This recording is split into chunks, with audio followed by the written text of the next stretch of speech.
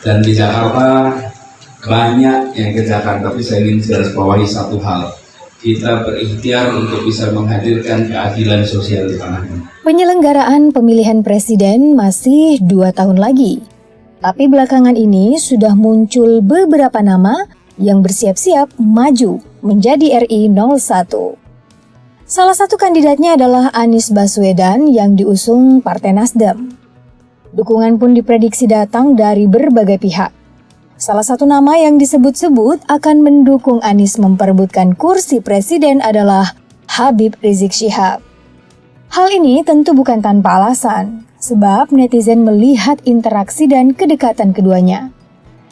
Sebenarnya seberapa dekatkah hubungan mereka?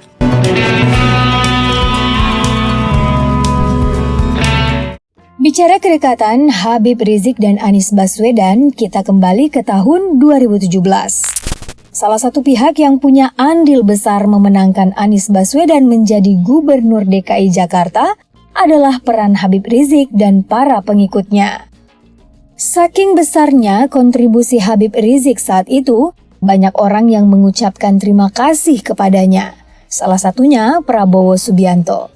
Bahkan Ketua Umum Partai Gerindra itu memuji militansi Habib Rizik dengan berkata, ini sesuatu yang tidak boleh dilupakan. Kadang-kadang para Habib, kiai ini lebih berani dari politisi-politisi. Sebelum menjadi gubernur, Anies Baswedan pernah terlihat mengisi seminar di Petamburan pada 1 Januari 2017 lalu. Dalam forum tersebut, Habib Rizik juga memberikan kesempatan kepada Anies untuk mengklarifikasi fitnah dan tuduhan yang ditujukan kepadanya. Anies pernah difitnah sebagai penganut Syiah dan Islam liberal. Bahkan ada juga yang menyebutnya adalah bagian dari Wahabi. Namun semua itu dibantah. Ya nggak masuk akal juga sih, masa dituduh Syiah sekaligus Wahabi? Kan nggak mungkin, keduanya kan bertentangan. Hubungan baik di antara kedua tokoh itu pun berdampak positif bagi ormas Islam. Saat menjabat sebagai Gubernur DKI Jakarta, Anies Baswedan berencana memberdayakan ormas-ormas yang ada di ibu kota dengan mengucurkan sejumlah dana dari APBD. Ormas keagamaan mendapat hibah sebesar 352 miliar rupiah tahun 2022 ini. Hibah tersebut diberikan kepada 131 ormas keagamaan dan tempat ibadah. Besaran dana hibah masing-masing ormas itu berbeda-beda, mulai dari 20,8 juta hingga yang tertinggi sebanyak 5 miliar rupiah. Hal ini tercantum dalam keputusan Gubernur atau Kepgub nomor 275 tahun 2022. Hubungan silaturahmi keduanya tak putus walaupun Habib Rizik pernah meninggalkan Indonesia. Interaksi keduanya kembali terlihat ketika Anies Baswedan mengunjungi kediaman Habib Rizik Syihab saat pulang dari Arab Saudi. Pertemuan keduanya diabadikan dalam sebuah unggahan di Instagram oleh Tengku Zulkarnain, wakil Sekjen MUI. Dalam foto tersebut terlihat Anies, Habib Rizik, Tengku Zulkarnain, dan Hanif Al-Altos sedang duduk bersama. Foto unggahan itu pun ditambah dengan caption sahabat yang lagi melepas rindu. Maklum saja, mereka baru bertemu kembali setelah 3 tahun lebih LDR Arab Indonesia. Siapa sih yang gak rindu kalau ditinggal sahabatnya?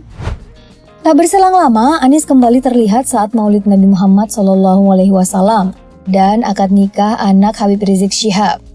Dalam video yang beredar, Anies terlihat menggunakan celana hitam dengan atasan baju putih. Tak lupa juga menggunakan peci.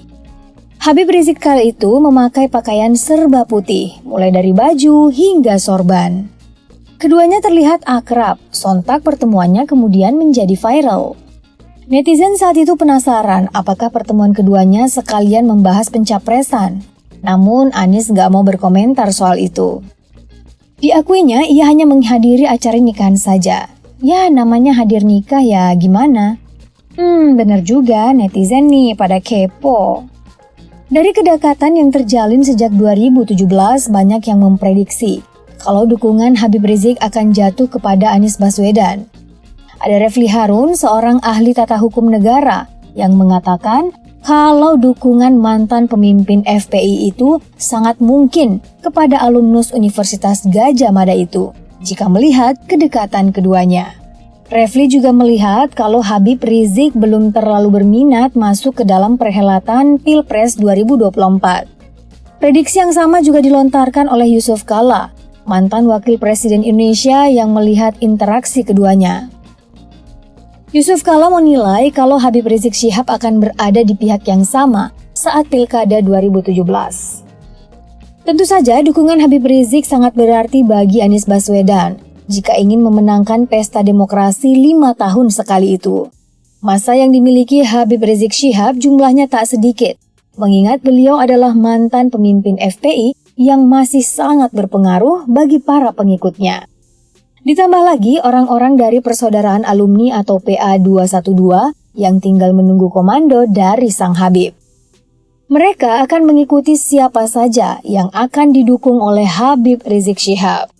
Kalau mau tahu seberapa besar pengaruh Habib Rizik, kalian bisa lihat saat kepulangan beliau dari Arab Saudi. Ribuan bahkan mungkin mencapai jutaan orang berada di bandara saat itu. Nah, kebayangkan gimana untungnya kalau didukung sama Habib Rizik. Sayangnya nih ya, usut punya usut, ternyata Habib Rizik pernah mengharamkan untuk memilih Partai Nasdem karena dianggap sebagai partai penista agama. Pada reuni 212 tahun 2018 lalu, Habib Rizik menyampaikan untuk tidak memilih Capres dan Cawapres 2019 yang diusung oleh Partai Nasdem. Hal ini terekam jelas dalam rekaman suaranya yang disampaikan dari Mekah. Dengan berapi-api, HRS menegaskan kalau haram kita memilih Capres dan Caleg partai pendukung penista agama. Loh, gimana dong ini? Anies sekarang kan diusung sama Partai Nasdem pada Senin 3 Oktober 2022 lalu. Surya Paloh, Ketua Umum Partai Nasional Demokrat atau Nasdem, telah resmi mengumumkan Anies Baswedan sebagai Capres 2024 di Ballroom Nasdem Tower, Jakarta. Sebelum mengusung Anies, Nasdem ternyata punya 3 nama yang masuk dalam kandidat Capres. Ada Gubernur Jawa Tengah Ganjar Pranowo, dan satu lainnya adalah Panglima TNI Jenderal Andika Perkasa. Pada akhirnya, dari ketiga kandidat itu dipilihlah Anies karena dianggap sebagai calon terbaik. Saat ditanya kenapa akhirnya memilih Anies, pemilik Metro TV itu mengatakan, "Why not the best?" Kalian setuju nggak nih sama Pak Surya Paloh? Untuk memuluskan langkah mantan Mendikbud itu, Nasdem harus mencari koalisi untuk memenuhi ambang batas pencalonan presiden yang sudah tercantum dalam pasal 222 Undang-Undang Nomor 7 Tahun 2017 tentang Pemilu. Pasal itu menyebutkan kalau partai politik harus mencapai ambang batas pencalonan presiden 20% dari jumlah kursi DPR dan 25% dari suara sah nasional pada pemilu 2019 lalu. Nasdem hanya memiliki 59 kursi DPR dengan perolehan suara partai sebesar 12.661.792 atau hanya mencapai 9,05%. Kalau dilihat persenannya masih banyak ya kekurangannya. Kalau dilihat-lihat yang paling berpeluang menjadi koalisi Nasdem adalah Partai Demokrat dan PKS yang belakangan ini terlihat mesra. Kalau misalnya Habib Rizik Syihab bersikukuh tidak mendukung capres dari Partai Nasdem, kira-kira siapa yang akan didukung Habib Rizik nantinya? Netizen pun memunculkan nama Prabowo Subianto. Mengingat saat Pilpres 2019 lalu, Habib Rizik dan pengikutnya mendukung Ketua Umum Partai Gerindra itu. Namun kali ini dukungan Habib Rizik bukan lagi jatuh kepada sang jenderal. Habib Rizik dan para pendukungnya kecewa pada Menteri Pertahanan itu karena telah memilih bergabung ke dalam lingkaran penguasa yang berseberangan dengan kubu pengikut Habib Rizik Syihab. Maaf ya Pak Prabowo. Setelah resmi menghirup udara bebas, memang Habib Rizik sudah dikait-kaitkan dengan perebutan kursi Presiden 2024 nanti. Kuasa hukum Habib Rizik, Aziz Yanwar, pernah membantah adanya dukungan politik kepada siapapun calon presiden, termasuk Anies Baswedan.